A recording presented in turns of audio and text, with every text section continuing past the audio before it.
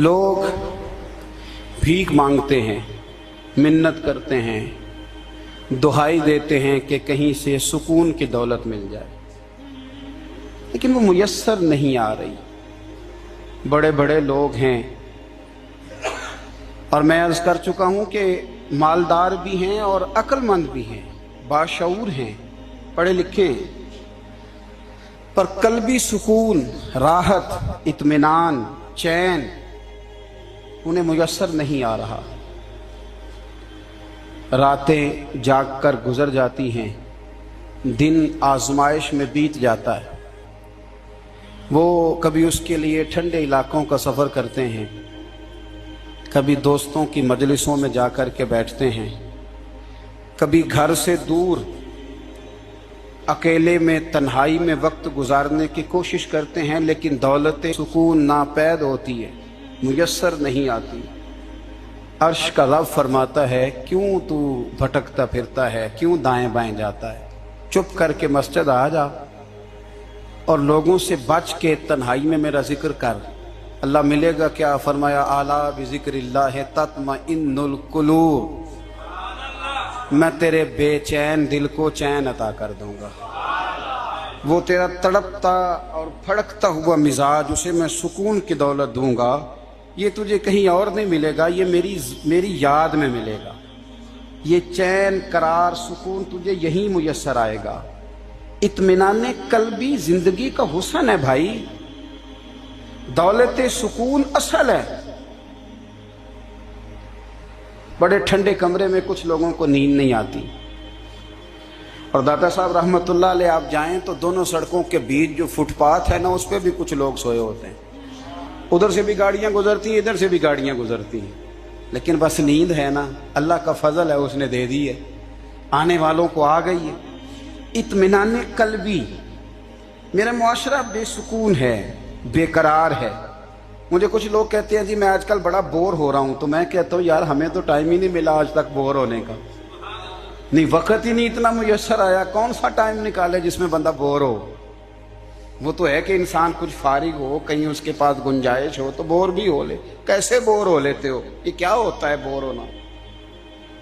जिंदगी में इतना वक्त ही कहाँ है कि इंसान बोर होता फिरे और ये तसव्वुर बनाता फिरे कि मैं बड़ी आजमाइश में हूं, तो मैं बड़े बोर हो रहा हूं, तो मैं बड़ी तकलीफ में हूं। तो वक्त बहुत ज्यादा है हमारे पास, लायानी कामों में जाया बड़ा होता है, तो हम बोर होते हैं, परेशान होते हैं।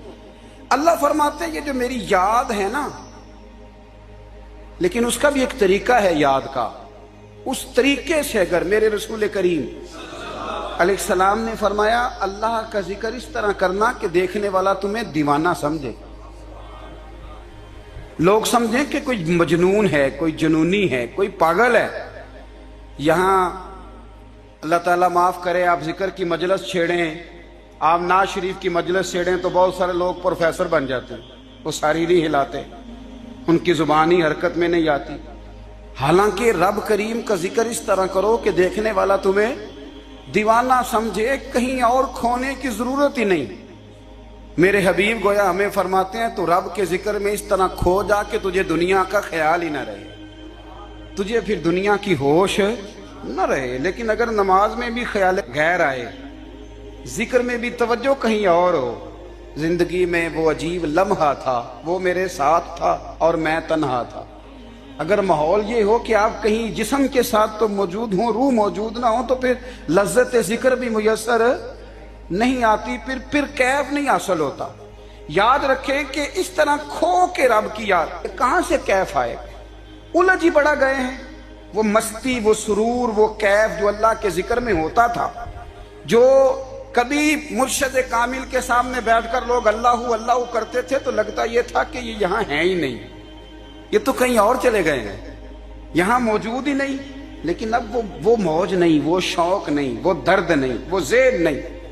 इकबाल तड़प के कहा करते थे, खिरत की गुत्थियां सुलझा चुका हूं, यार अब मुझे साहिबे जुनू कर दे। अल्लाह मेहरबानी फरमा, वो कैफियत दे, वो सुरूर दे। जिंदगी में अगर इत्मीनान चाहते हो तो कभी कभी सब कुछ भूल के ना तो मस्त हो जाया करो रब की याद में। कभी कभी छोड़ दें दुनिया, छोड़े यार मोबाइल, किसी वक्त करे इसको बंद, چھوڑے اس بات کا خیال کہ فلانے نے سلوٹ کیا کہ نہیں کی، چھوڑے۔ حضرت باجزید بستامی رحمت اللہ تعالیٰ علیہ فرماتے ہیں میں نے اعتکاف کبھی اپنی مسجد میں نہیں کیا، یہ کہ سارے ہی ہاتھ چومنے والے، سارے ہی پیار کرنے والے۔ فرماتے میں جب اعتکاف کرتا تھا تو میں بستان سے دور نکل جاتا تھا جہاں کوئی مجھے جاننے والا نہ ہو۔ اٹھ بلیا چل اوتھے وسیے جتھے وس دے نہیں سارے ہی انے، نہ کوئی ساڈی ذات پچھانے تے نہ کوئی سانو مننے، چل ادھر چلے۔ اٹھ بلیا چل اوتھے وسیے جتھے وس دے نہیں سارے ہی انے، نہ کوئی ساڈی ذات پچھانے تے نہ کوئی سانو۔ اتنا شوق ہے سلوٹ کرانے کا، اتنا شوق ہے تعارف کرانے کا، اتنا شوق ہے اپنا بتانے کا، تو یہ چیز غلبہ کر جاتی ہے، پھر نام رہ جاتا ہے، روح نہیں رہتی، پھر وجود رہ جاتا ہے، پھر باطن کی کیفیت نہیں رہتی۔ خدا را اپنے آپ کو بے چین نہ کرو، بے قرار نہ کرو، بے سکون نہ کرو، رب کی یاد میں آ جاؤ، درود و سلام میں آ جاؤ، نعت کے حسن میں آؤ، تلاوت کی دنیا میں آؤ، سجدوں کے نور میں آؤ۔ آؤ کبھی کھول کے دل مسجد کی صفائیاں کریں، آؤ نہ کبھی کوئی بوڑھا دادی نانی دادا ان کے پاس بیٹھ کے پیر دبا کے اللہ کو راضی کرے۔ یہ کیف والی جگہ ہیں، یہ سرور والی جگہ۔ اتنی بے چین ہماری زندگی ہے، بے قرار ہے، تڑپتے ہوئے لوگ، لڑتے ہوئے لوگ، ایسے لگتا ہے ابھی ایک دوسرے کا گریبان تھام لیں گے، بے قرار بے چین۔ کسی کو انتظار کا کہا جائے نا کہ 10-20 منٹ کسی کا انتظار کرو، تو بعض لوگ مجھے ایسے لگتا ہے جیسے یہ ان کا کلیجہ پھٹ جائے گا، ڈاکٹر کے انتظار میں بیٹھے ہیں تو بڑے پریشان ہیں۔ کسی کو ملنے گئے ہیں کو آدھا گھنٹہ بیٹھنا پڑ گیا تو بڑی دقت میں ہیں۔ اپنے آپ کو سکون دیں۔ آپ یقین کریں بڑا مزہ آتا ہے، کبھی کسی کا انتظار کرنا پڑے تو 2-4 تسبیح درود شریف پڑھی جاتی ہے، یعنی ذوق بن جاتا ہے کہ چلو اللہ نے موقع دیا ہے، کوئی سرکار کو یاد کر لیں، تنہائی مل گئی۔ ہمارا مزاج جس سختی کا شکار ہے، وہ سختی آہستہ آہستہ ہمیں زیادہ آزمائش میں ڈال دے۔ تو میرے بھائی زندگی میں اطمینان حسن ہے، اور وہ سب سے زیادہ اللہ کی یاد میں ملتا ہے، وہ سب سے زیادہ رب کریم کے ذکر میں۔ سب سے زیادہ جو چاہتا ہے نا دل ٹھنڈا رہے، زبان میٹھی رہے، وہ مدینے والے محبوب پہ درود و سلام پڑھا کرے، وہ حضور پہ درود و سلام پڑھا کرے، زبان میٹھی رہے گی۔ میرا ذاتی تجربہ ہے کہ جو آدمی اپنے اخلاق سنوارنا چاہے وہ حضور پہ درود شریف پڑھے، جو اپنے اخلاق سنوارنا چاہے، طبیعت کو ٹھنڈا رکھنا چاہے، وہ درود شریف پڑھے، اس کا دل سکون میں آئے گا۔ کچھ کام اور ہیں زندگی میں اطمینان کے لیے، ان کا ہونا بھی بڑا ضروری ہے۔ سب سے پہلے اگر آپ چاہتے ہیں نا زندگی میں سکون ہو تو حقیقتوں کا سامنا کرنا سیکھیں، آپ جو ہیں وہ رہنا سیکھیں، جو آپ نہیں ہیں وہ بننے کی کوشش نہ کریں۔ حقیقت کا سامنا کرو گے تو زندگی اطمینان میں آ جائے۔ ہم نے نا بہانے بنا لیے ہیں، ہیلے بنا لیے ہیں، جھوٹ کے سہارے اپنے آپ کو اونچا کر لیا۔ ایک آدمی سے کہا جاتا ہے تو رشوت نہ لے، تو کہتا ہے میں غریبوں سے نہیں لیتا۔ تو میرا سوال یہ ہے کہ امیروں کا حساب لینے کی اللہ نے تیری ڈیوٹی لگائی ہے، تیرے ذمہ لگایا ہے کہ تو امیروں کا حساب کر، تمہیں کیا ضرورت پڑی ہے؟ ہم نا بہانہ کرتے ہیں، رشوت لینے والے کا الگ بہانہ ہے اور سفارش والے کا الگ بہانہ ہے۔ حقیقت کا سامنا کریں، حقیقت کا۔ جو میرے ذمہ داریاں ہیں وہ میں نے پوری کرنی، جو آپ کی ذمہ داریاں ہیں وہ آپ جان نہ چھڑائیں، حقیقت پسند بنیں۔ میرے رسول کریم پھر پڑھیے درود شریف صلی اللہ تعالی علیہ وسلم۔ حضور صلی اللہ علیہ وسلم نے فرمایا کہ میری بیٹی سیدہ فاطمہ الزہرا رضی اللہ تعالی عنہا صرف جنتی نہیں، جنتی عورتوں کی سردار ہے۔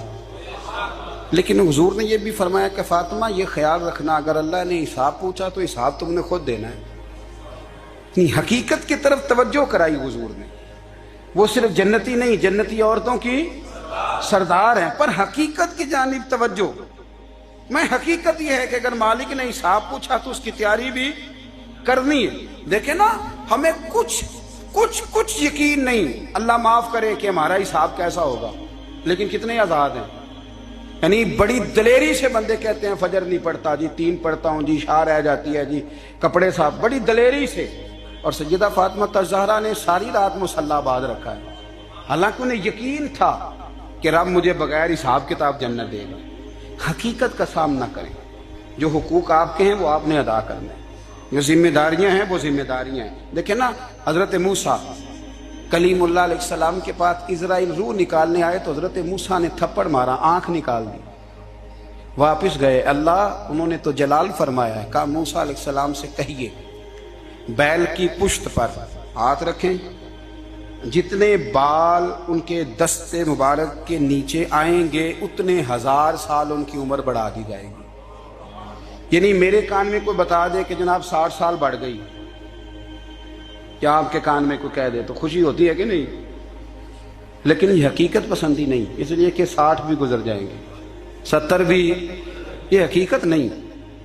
حضرت موسیٰ کلیم، چلے میں مثال دیتا ہوں، سمجھ لے 10 بال، حالانکہ بہت زیادہ آتے ہوں گے، 10 بال اگر حضرت موسیٰ کے ہاتھ کے نیچے آئے تو 10,000 سال تو عمر بڑھ گئی نا. 10 یعنی 10 سال نہیں، 10 نہیں، 10 بہت زیادہ تھی نا. حضرت موسیٰ کلیم اللہ علیہ السلام سے آ کے عرض کیا گیا حضور بیل کی پشت پر ہاتھ رکھیں، جتنے آپ کے ہاتھ کے نیچے بال آئیں گے اتنے 1000 سال عمر بڑھ جائے گی. تو حضرت موسیٰ نے حقیقت پسندی والی بات کی، فرمایا پھر کیا ہوگا؟ 10,000 سال کے بعد پھر کیا ہوگا؟ کہا حضور جانا تو پھر بھی ہے. فرمایا پھر ابھی چلتے ہیں. اگر جانا ہے نا، جانا ہے تو پھر، اگر جانا ہے تو پھر ابھی. اور سجنوں اگر نماز پڑھنی ہے تو ابھی کیوں نہیں؟ اگر داڑھی رکھنی ہے تو پھر رمضان کا انتظار کیوں کریں؟ ابھی کیوں نہیں؟ اگر سچ بولنا ہے تو پھر، اگر رزق حلال کھانا ہے تو پھر انتظار کاہے کا؟ حقیقت ہوتی ہے، بہانہ ہوتا ہے. حقیقت چھپ نہیں سکتی بناوٹ کے اصولوں سے، کیونکہ خوشبو آ نہیں سکتی کبھی کاغذ کے پھولوں سے. یہ بات یاد رکھیں. اگر جانا ہے تو حضرت کلیم فرمانے لگے پھر 10,000 سال کے بعد بھی جانا ہے تو آج بھی. ہمیں بے قراری زندگی میں اس لیے کہ ہم حقیقت پسند نہیں، ہم بہانوں میں، ہم ہواؤں میں جیتے ہیں، ہواؤں میں، خیالات میں زندگی گزارتے ہیں. بڑا ٹائم پڑا ہے، مثلاً کتنا میرے رسول کریم صلی اللہ تعالی علیہ وآلہ وسلم نے ایک دن صحابہ سے فرمایا تمہیں حیا نہیں آتی؟ حضور کیا ہوا؟ فرمایا وہ والے مکان بناتے ہو جن میں تم رہ نہیں سکتے، وہ والا مال جمع کرتے ہو جو کھا نہیں سکتے، حیا نہیں آتی؟ عرض کی حضور حکم کریں. تو محبوب فرمانے لگے جوتے کا ایک تسمہ بند کرتا ہوں تو سوچتا ہوں دوسرا بند کرنے سے پہلے موت آ جائے گی. ایک سانس اندر جاتی ہے تو دوسرا آنے سے پہلے میں یاد کرتا ہوں کہ مجھے دنیا سے جانا ہے. تمہیں حیا نہیں آتی؟ وہ مکان بناتے ہو جن میں رہ ہی نہیں سکتے، وہ مال جمع کرتے ہو جو کھا. حقیقت پسند نہیں بھائی. ہم بہت سارے لوگ ہیں بڑی باتیں سناتے ہیں، بڑی، میں کہتا ہوں اصل میں نا زیادہ باتیں سنا کے نا بیچارہ اپنے آپ کو مطمئن کرنا چاہتا ہے. اصل بات یہ ہے کہ اندر سے نا ہلا ہوا ہے، کچھ بھی نہیں، بڑا زیادہ ہنستا ہے اور مجھے لگتا ہے کہ کوئی گہرا زخم چھپا رہا ہے. اس لیے ملمہ سازی، حقیقت پسند بنو، حقیقت پسند. یاد رکھنا من ترک صلاۃ متعمدا فقد کفر. میرے رسول نے حقیقت بیان کی، فرمایا جس نے ایک نماز بھی جان بوجھ کے چھوڑی اس نے رب کے رب ہونے کا انکار کیا، اس نے کفران نعمت کیا. یہ حقیقت ہے، کوئی کلیریفیکیشن نہیں، کوئی وضاحت نہیں. جو نماز نہیں پڑھتا جھوٹ بولتا ہے، غلط بیانی کرتا ہے. جو شخص رزق حرام کما کے کہتا ہے کہ اس کے بغیر گزارا نہیں چلتا وہ جھوٹ بولتا ہے. اس لیے کہ رب فرماتا ہے جب تجھے پیدا کیا ہے تو تیرا رزق میرے ذمہ ہے. اللہ فرماتا ہے کہ لا یکلف اللہ نفسا الا وسعها، میں کسی پر وہ بوجھ نہیں ڈالتا جو اٹھا نہ سکے. نماز فرض کیا اس کا مطلب ہے ہم پڑھنے کے قابل ہیں. اس نے ہمارے ذمہ داریاں لگائی ہیں تو مطلب یہ ہے کہ ہم ذمہ داریاں ادا کرنے کے قابل ہیں، ورنہ وہ کہتا ہے میں وہ بوجھ ڈالتا ہی نہیں جو تجھ سے اٹھایا نہ جائے. اگر چاہتے ہو کہ زندگی میں اطمینان ملے تو خدا را حقیقت پسندوں والی زندگی گزارو. یہ فضاؤں میں زندہ رہنا، ہواؤں میں، اللہ بڑا معاف کرنے والا ہے، اللہ بڑا کریم ہے، معاف کر دے گا. تو بھئی یہ بات صحابہ کو بھی پتا تھی، یہ اہل بیت کو بھی خبر تھی، تو وہ تو ایک ایک بات کا لحاظ کرتے تھے. یہ غوث اعظم کو بھی پتا تھی، یہ ان کے والد کو بھی پتا تھی جنہوں نے کسی کا ایک سیب کھا لیا تھا تو 12 سال اس کے گھر میں نوکری کرتے رہے. انہیں نہیں پتا تھا اللہ بڑا کریم ہے، معاف کر دے گا، ایک سیب ہی ہے نا. تو حقیقت پسندی آپ کو سکون دے گی. اور اگر آپ نے اپنے آپ کو غیر مطمئن کیا ہوا ہے، بات کچھ اور ہے، اور آپ نے اپنے آپ کو ڈال کسی اور طرف لیا ہے، تو پھر آپ کو سکون مل سکتا؟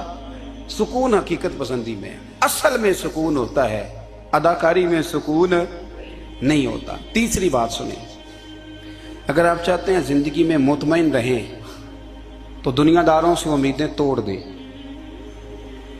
اللہ اور اس کے رسول سے امید وابستہ کریں، اولیاء اللہ سے امیدیں وابستہ کریں، صحابہ اور اہل بیت سے امیدیں، اللہ اور اللہ والوں سے امیدیں، دنیا داروں سے امیدیں۔ آپ کو پتہ ہے دنیا دار کی تباہی کب ہوتی ہے؟ جب انہیں خوش آمدی مل جاتا ہے۔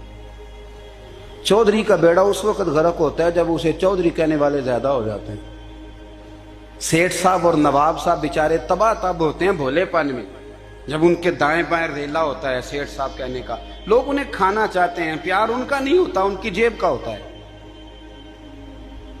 محبت ان سے نہیں ہوتی، ان کی کرسی سے ہوتی ہے، ضروریات کا پیار ہوتا ہے، تباہ کر دیا جاتا ہے۔ ہماری ساری توقعات دنیا داروں سے وابستہ ہو گئی ہیں، ناراض نہ ہونا۔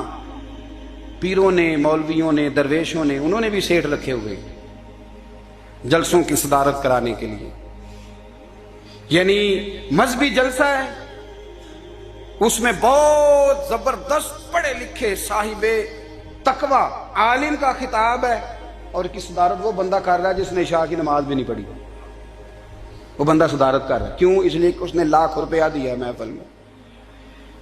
خدا را دنیا داروں سے امیدیں چھوڑ دیں، ورنہ آپ کمزور پڑ گئے، آپ کی امیدیں ٹوٹیں گی۔ کتنا کمزور ہے وہ شخص جو 2-4 ہزار کے لیے کسی بندے کی چاپلوسی کرتا ہے، اس کے پیچھے بھاگتا ہے، خوش آمدیں کرتا ہے، تھوڑے سے نوٹوں کے لیے، دکھ سکھ میں کام آئے گا اس کام کے لیے۔ میرے رسول کریم علیہ السلام نے فرمایا، جس نے بندوں کو راضی کرتے کرتے رب کو ناراض کر دیا، اس کی دنیا بھی گئی اور آخرت بھی گئی۔ اور فرمایا جس نے بندوں کی پرواہ نہیں کی، اللہ کو راضی کیا، فرمایا اگر رب راضی ہو گیا تو لوگوں کے دلوں میں بھی محبت پیدا فرما دے گا۔ کیا ضرورت ہے خوشامد کرنا دنیا داروں کی، سیٹوں کی، نوابوں کی، چاپلو۔ اور میں آپ کو ایک بات بتاؤں، ہوتا پتہ کیا ہے؟ یہ جو حب جا اور حب با ہوتی ہے نا، اس سے پیٹ نہیں بھرتا۔ آپ کو اگر خوشامد کرنی ہے تو پھر آپ کو ساری زندگی کرنی ہے۔ پھر ان کو بھی پتہ ہوتا ہے کہ تعلق کس بنیاد پر ہے، اس میں کبھی بھی خلوص پیدا نہیں ہوتا۔ آپ بے چین رہتے ہیں، بے قرار رہتے ہیں، آپ کو تکلیف رہتی ہے ہمیشہ۔ کبھی بھی دنیا داروں سے امیدیں وابستہ نہ کریں۔ ایک بات سنیں بڑی شاندار، امام غزالی نے لکھی ہے۔ امام غزالی فرماتے ہیں کہ ہارون رشید نہ حج کر کے واپس آیا بغداد میں، تو کونے میں حضرت بہلول دانا بیٹھے تھے، رش بہت تھا، مجمع بڑا تھا۔ حضرت بہلول دانا بھی سڑک کے کنارے بیٹھے تھے، تو سپاہی کہنے لگے یہاں سے اٹھ جاؤ، فرمانے لگے ہارون رشید کی زمین نہیں، زمین میرے رب کی ہے، میں کیوں اٹھوں؟ وہ قریب سے گزرا تو سلام لی، تو آپ نے اس کا پروٹوکول دیکھا تو فرمانے لگے ہارون رشید تجھ سے تگڑے تگڑے موٹے موٹے پروٹوکول میں نے لوگوں کے دیکھے ہیں، اور یہ جو تیرے دائیں بائیں آج تیرے نعرے لگا رہے ہیں، یہ پہلے ان لوگوں کے نعرے لگایا کرتے، اور تھوڑا وقت گزرنے دے، جو تیرے بعد آئے گا نا، یہ سارے پھر ان کے نعرے بھی لگائیں گے۔ تو جھوٹ کی دنیا میں زندہ ہے، ان سے تو نے امیدیں وابستہ کی ہیں، یہ کل اس کے نعرے لگائیں گے۔ اس کے دل پہ بڑا اثر ہوا، گھوڑے سے اتر آیا، آگے کہنے لگا حضور آپ نے مجھے بڑی اچھی نصیحت کی ہے، میرا دل بڑا ٹھنڈا ہوا ہے، میں نے سنا ہے آپ مقروض ہیں، کچھ لوگوں کا قرض، تو مجھے کوئی حکم ہی کر دیں۔ آپ ہنسنے لگے، فرمانے لگے یار تو بڑا ہی بیوقوف ہے، بڑا ہی بیوقوف ہے، تو میں تجھے نصیحت کر رہا ہوں، تو مجھے الجھا رہا ہے، حضور کوئی حکم کر دیں۔ کیا خوبصورت انداز ہے رب کریم کے بندوں کا۔ حضرت بہلول دانا فرمانے لگے تیرا رب کون ہے؟ کہا اللہ، تو فرمایا میرا کون ہے؟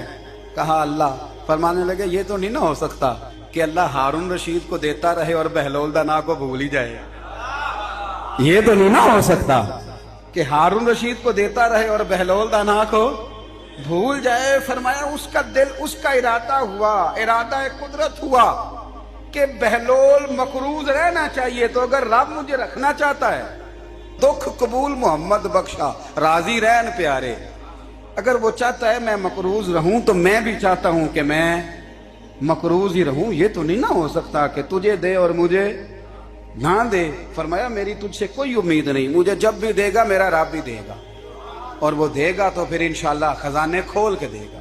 दुनियादारों से उम्मीदें वाबस्ता करना, लोगों के पीछे, ये छोड़ दें। आप बेचैन रहेंगे, बेकरार रहेंगे। अल्लाह वालों से जरूर उम्मीदें वाबस्ता करें, इसलिए कि उनके पास जो कुछ होता है वो दरअसल रब का ही होता है। लेकिन सेठों से, नवाबों से, सियासतदानों से बाज आ जाए, हमारी बड़ी उम्मीदें वाबस्ता हैं। मैं अक्सर कहता हूं जितने फेरे नौकरी के लिए दुनियादार के दरवाजे पे लगाए हैं ना, इससे कम दफा मस्जिद में नफल पड़े होते तो रब उतनी बड़ी मेहरबानी फरमा देता। तीसरी बात ये याद रखें, अगर सुकून लेना चाहते हैं ना, अगर सुकून लेना चाहते हो ना, तो लोगों को डिस्कस करना बंद कर दो। किसको अल्लाह ने कितने पैसे दिए हैं वो जाने और अल्लाह जाने, किसको अल्लाह ने कितनी गाड़ियां दी हैं वो जाने, और लोगों को डिस्कस करना जी। यानी मैं एक जगह बैठा था तो एक साहब गाड़ी वाला गुजरा, गाड़ी में बैठ के, उसका पड़ोसी था, कहते मुंह है कार वाला। मैं क्या ओदा ते है तां ही बैठा है, ते हुण मैं क्या समझाना जी ना उन्होंने, मैं क्या तू ते मैं हिसाब लाइए भी साढ़े कोल कोई नहीं, ओदा ते है। लेकिन ना अल्लाह ने उसे दी है ना, तो अल्लाह ने चाहा ना वो कार में बैठे, तो इसने फटे पे बैठ के ये तबसरा किया कि मुंह है कार वाला। मैं क्या भी ओदा ते है तां कार है। अब मुझे और तुझे अंदाजा लगाना चाहिए कि हम क्या ये बहस है। यदि अल्लाह को चाहिए था माज अल्लाह के पहले तुझसे पूछता कि इसे कार देनी है कि नहीं। क्या मतलब फसूल बहस है। वो चीज हमें इतना तंग करती है, इतनी तकलीफ देती है कि आप यकीन करें सारा दिन उसी को डिस्कस करते हैं, सारा दिन। उसके पास गाड़ी है, उसके पास कार है, फलाने का पैसा 1 नंबर है, फलाने का 2 नंबर है, फलाने का 6 नंबर है। असल बात के अंदर हसद है, इसको निकालो। एक बात कहने लगा हूं, इसे याद रखना। मेरे आला हजरत रहमतुल्लाह अलैह फरमाया करते, हसद करने वाला बंदों पर एतराज नहीं करता, अल्लाह पर एतराज करता। वो कहता है अल्लाह उसे क्यों दिया है, इतना क्यों दिया है, माज अल्लाह, वो अल्लाह की तकसीम पर एतराज करता। हसद करते हो बेचैन रहोगे, हसद आपके दिल को तड़पा के रख देगा। छोड़े, अल्लाह बड़ा करीम है, जिसको जहां चाहता है वहां बिठा देता है।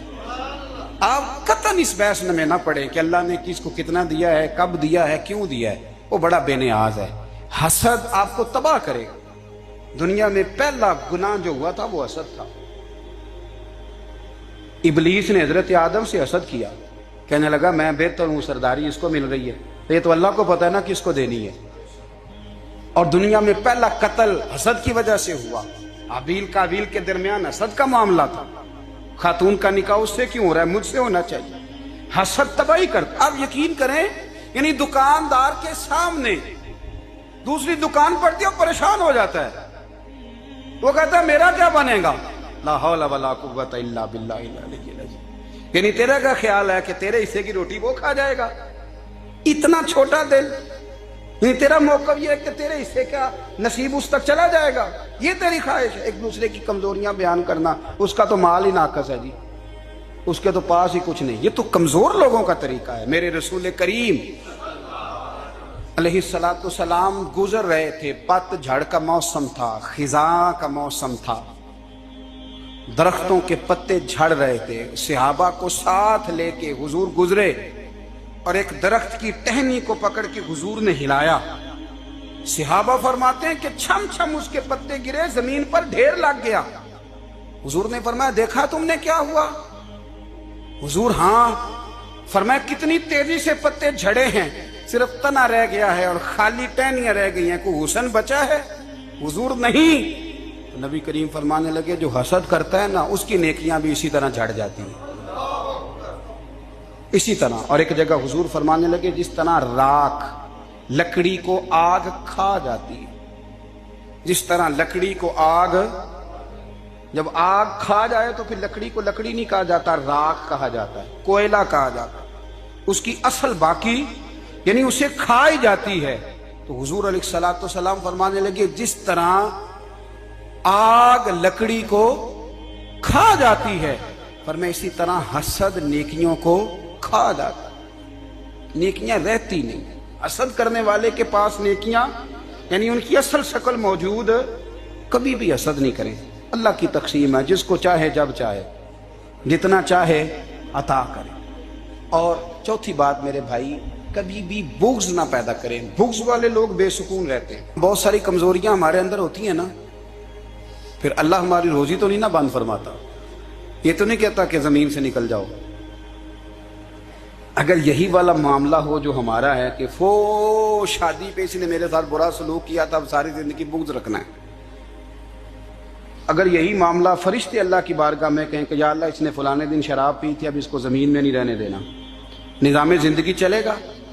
تو اگر اللہ ہمیں معاف کرتا ہے تو ہم بندوں کو معاف کیوں نہیں کرتے؟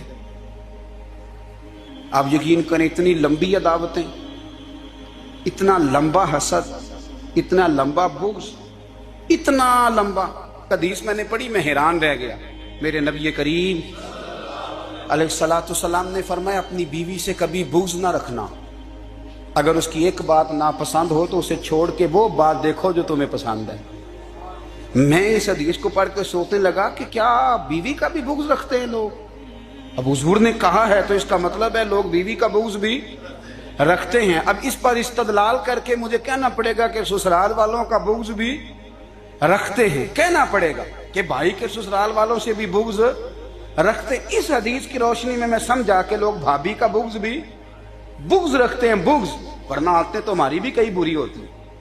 اگر عادات ایک وجہ بنے اختلاف کی تو عادتیں تو ہماری بھی کئی بری ہیں، لیکن ہم اپنی بری عادتوں سمیت اپنے آپ سے پیار کرتے ہیں، اور سامنے والے کی ایک بھی عادت بری ہو تو اس سے بغض رکھتے ہیں. بغض نہ پیدا کریں. میرے نبی پاک علیہ الصلوۃ والسلام نے فرمایا کچھ چیزیں تمہارے دین کو مونڈ ڈالیں گی، تباہ کر دیں گی، کاٹ دیں گی. حضور کون سی؟ فرمایا حسد، تکبر اور بغض.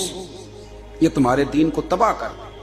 ہم بے چین اس لیے ہیں کہ ہم نے بہت سارے لوگوں کا بغض پالا ہوا ہے، اور ہر فیلڈ میں سیاستدان نے سیاستدان کا، ذاتیات پر اتر کے بات کرتے ہیں، معزز ترین لوگ، تاجر نے تاجر کا، اللہ ماشاءاللہ بعض جگہ پہ اہل علم بھی ایک دوسرے سے عداوت رکھتے ہیں. خدا را دل رب کریم کے آنے کا ٹھکانہ ہے.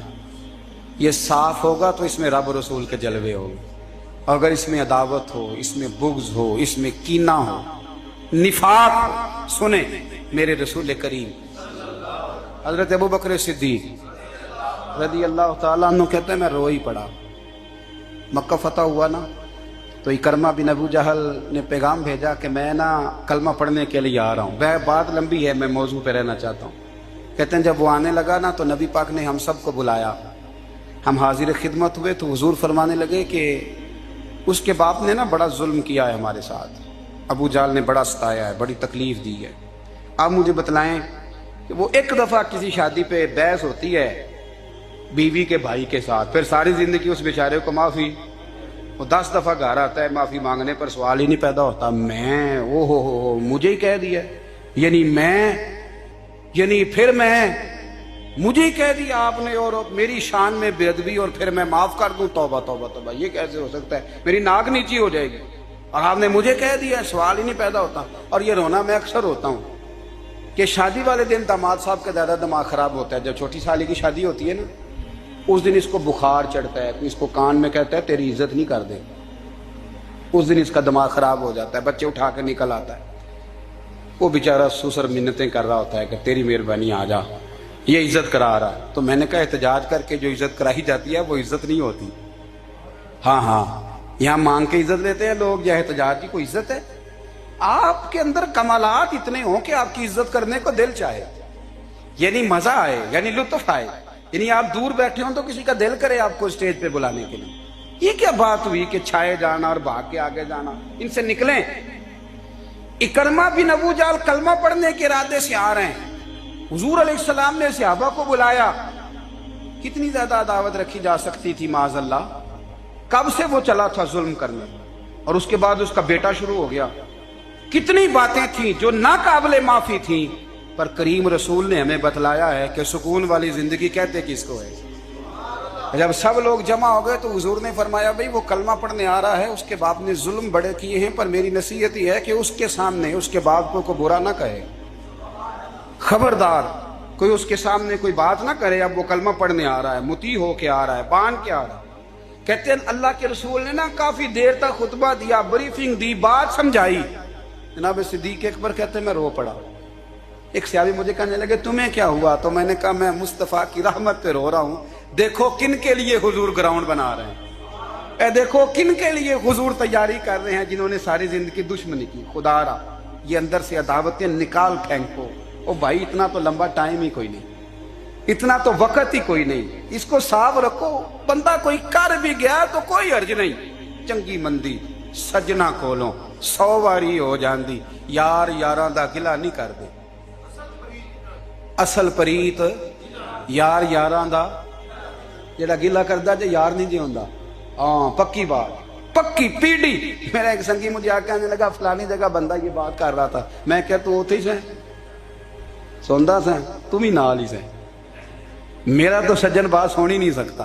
چنگی مندی سجنا کولوں 100 واری ہو جاندی، یار یاراں دا گلہ نہیں کر دے. اصل پریت جنہ دی. ہاں جو بندے پھر ہوتے اس طرح کے ان کے لیے بھی میاں صاحب نے کہا ہے، ان کے لیے بھی میاں صاحب نے کہا ہے، ان کے لیے بھی آپ نے بات ارشاد فرمائی ہے. آپ نے فرمایا چنگا ہویا لڑ نیڑیوں چھٹا کتے عمر نہیں لنگی ساری. بے قدراں دی یاری کولوں توبہ لکھ لکھ باری.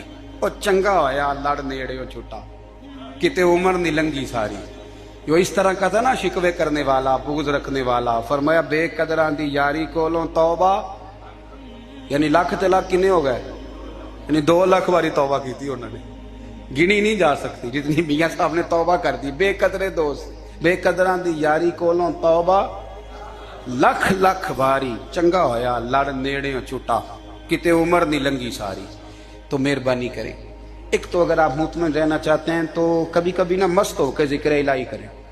مست ہو، وہ والا ذکر نہیں جس میں آپ موبائل بھی دیکھ رہے ہیں اور کہانیاں بھی. میرے سامنے کو بندہ جمعے والے دن یا تقریر کے درمیان تسبیح لے کے بیٹھ جائے تو میں اس سے پوچھتا ہوں تو دو کام ایک ٹائم میں پہ کرنا ہے. میری بھی بات سن رہے ہو، تسبیح پڑھی تو ممکن ہی نہیں. تسبیح تو تسبیح ہے، جب وہ ہوگی تو پھر کوئی اور کام سوال ہی نہیں پیدا. ایک تو ذکر کریں محو ہو، دوسری بات حقیقت کا سامنا کریں. آپ اگر مطمئن رہنا چاہتے ہیں تو حقیقت پسند بنیں. تیسری بات حسد چھوڑ دیں، دوسروں کو ڈسکس کرنا چھوڑ دیں. آپ یہ دیکھیں کہ اللہ نے مجھے کیا کچھ دیا، اس پہ راضی رہیں. اور چوتھی بات عداوت چھوڑ دیں، سینے میں کینہ چھوڑ دیں. آپ کی زندگی مطمئن ہو جائے گی، آپ خوشحال رہیں گے. وہ جو آپ لفظ کہتے ہیں نا کہ میں بور ہوں میں پریشان ہوں، اس سے آپ نکل آئیں گے. اللہ ہمیں محبوب کی غلامی میں زندہ رکھے، غلامی میں موت. ماشاءاللہ، جزاک اللہ. یہ تھے پیر محمد اجمل آغا قادری صاحب جو خوبصورت بیان فرما رہے تھے. اللہ پاک ان کے علم میں عمل میں برکت عطا فرمائے اور اللہ پاک ہمیں اس پر عمل کرنے کی توفیق عطا فرمائے. آمین.